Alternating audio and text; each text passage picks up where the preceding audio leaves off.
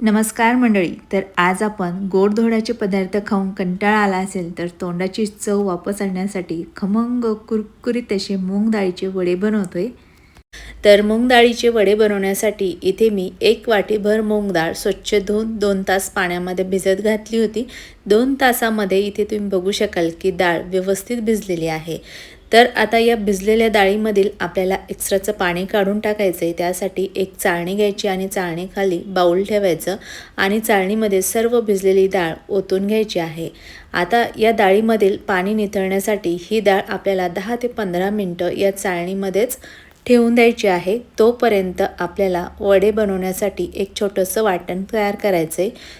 तर मिक्सरच्या भांड्यामध्ये 7 ते 8 हिरव्या मिरच्यांचे तुकडे टाकून घ्यायचे, 10 ते 12 लसणाच्या पाकळ्या, 3 ते 4 अद्रकचे तुकडे, 1 चमचाभर धणे, 1 चमचा जिरे आणि 1 चमचा सोप घ्यायचे आहे. पाणी न टाकता या मसाल्याचं वाटण तयार करून घ्यायचं. तर बघू शकता या ठिकाणी मसाल्याचं छान असं जाडसर वाटण तयार करून घेतलेलं आहे. तर आता हे वाटण आपल्याला एका बाउलमध्ये काढून घ्यायचं आणि त्यानंतर इथे आपल्या डाळीतील पाणी निथळलेलं आहे. तर ज्या भांड्यामध्ये आपण वाटण तयार केलं त्याच भांड्यामध्ये भिजलेली अर्धी डाळ टाकून घ्यायची आणि मिक्सर चालू बंद करत डाळ ग्राइंड करून घ्यायची. तर इथे डाळ ग्राइंड करून घेतली आहे. बघू शकता खूप बारीकसुद्धा डाळ ग्राइंड केलेली नाही, अशी ओबडधोबड आपल्याला वड्यासाठी डाळ ग्राइंड करून घ्यायची आहे. वडे खाताना ही डाळ दाताखाली आली की वडे खूप छान लागतात. तर ग्राइंड केलेली डाळ आपण ज्या भांड्यामध्ये वाटण काढून घेतलं त्याच भांड्यामध्ये काढून घ्यायची आणि शिल्लक राहिलेली डाळसुद्धा मी सेम पद्धतीने ग्राइंड करून घेतली. त्यानंतर आता या ग्राइंड केलेल्या डाळीमध्ये आपल्याला 4 ते 5 बारीक चिरलेले कांदे टाकून घ्यायचे. त्याचबरोबर इथे मी 1 वाटी भरून चिरलेला पालक घेतला, थोडासा कोथिंबीर घेतलेला आहे, 1 चमचा लाल मिर्च पावडर टाकून घ्यायचं, अर्धा चमचा हळद घालायची आणि चवीपुरतं 1 चमचाभर मीठ टाकायचं आहे. तर टाकलेले सर्व साहित्य आपल्याला आता एकजीव करून घ्यायचे आहे. तर या ठिकाणी मी टाकलेले सर्व साहित्य आता हाताने एकजीव करून घेतले. एकजीव झाल्यानंतर इथे आपल्याला 1 वाटी भरून गव्हाचं पीठ घ्यायचं आणि या मूग डाळीमध्ये जेवढं बसेल तेवढंच आपल्याला गव्हाचं पीठ मिक्स करून घ्यायचं आहे. तर सुरुवातीला अर्धं गव्हाचं पीठ टाकून घेतलं, मिक्स करून घ्यायचं आहे. मिक्स केल्यानंतर इथे बघू शकाल की अजून थोडंसं हे पीठ पातळ आहे, त्यामुळे शिल्लक राहिलेलं गव्हाचं पीठसुद्धा टाकून घ्यायचं आणि मिक्स करून घ्यायचं आहे.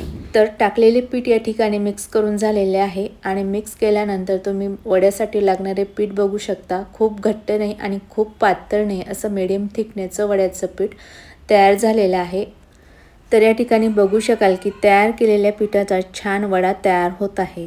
तर या पिठाचे आपण लगेच वडे बनवणार आहे. तर वडे बनवण्या अगोदर आपल्याला हाताला थोडंसं तेल लावायचं, म्हणजे वड्याचं पीठ हाताला जास्त चिटकणार नाही. वडे बनवण्यासाठी या पिठामधील थोडंसं पीठ घ्यायचं, हातावर मळून वडा असा हातावर थापून घ्यायचा. बघू शकता अगदी सहज असा या ठिकाणी वडा तयार झाला आहे.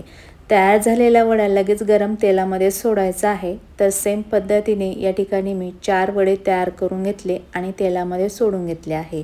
तेलामध्ये वडे सोडून घेतल्यानंतर आपल्याला मिनिटभर तळू द्यायचे आणि त्यानंतर झाऱ्याने वडे तेलामध्ये मिक्स करून घ्यायचे.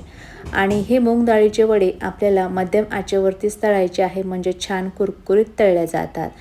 तर वडे तळत असताना आपल्याला या वड्याची बाजू थोड्या थोड्या वेळाने बदलायची आहे, म्हणजे वडे दोन्ही साईडने सुद्धा छान तळले जातात आणि वड्यांना रंगही सुद्धा छान होतो आणि मस्त कुरकुरीत वडे तळले जातात.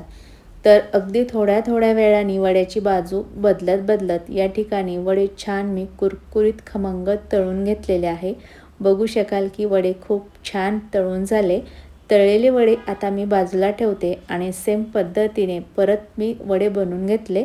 ते सुद्धा वडे आपण तेलामध्ये सोडून घेऊ आणि मिनिटभर तळून घेऊ. मिनिटभर तळून झाले की वडे तेलामध्ये मिक्स करून घ्यायचे आणि मिनिटभर तळू द्यायचे. त्यानंतर वड्याची बाजू बदलून घ्यायची, दुसऱ्या साईडने सुद्धा वडे आपल्याला तळू द्यायचे आणि थोड्या थोड्या वेळाने वड्याची बाजू बदलत हे वडे छान असे कुरकुरीत खमंग तळून घ्यायचे आहे. तर दुसरे सुद्धा वडे बघू शकाल की छान तळून झाले आहे. तर या ठिकाणी थोडेसे वडे मी तळून घेतलेले आहे आणि तळलेल्या वड्यासोबत खाण्यासाठी 2 मिरच्यासुद्धा तळून घेतलेल्या आहेत. खूप खमंग कुरकुरीत असे आपले मूग डाळीचे वडे तयार झालेले आहेत. बघू शकाल की वडे तळल्यानंतर अजिबात तेलकट होत नाहीत. खूप खमंग असे हे वडे तयार होतात आणि चवीला तर खूपच छान लागतात. मस्त असे हे वडे गरमागरम मिरचीसोबत खायचे खूप छान लागतात. माझ्या पद्धतीने असे मूग डाळीचे वडे नक्की करून बघा. रेसिपी आवडली असेल तर रेसिपीला लाईक आणि तुम्ही अजून माझ्या चॅनलला सबस्क्राईब केलं नसेल तर प्लीज सबस्क्राईब करा. परत भेटूयात पुढच्या व्हिडिओमध्ये. तोपर्यंत बाय बाय. Take care.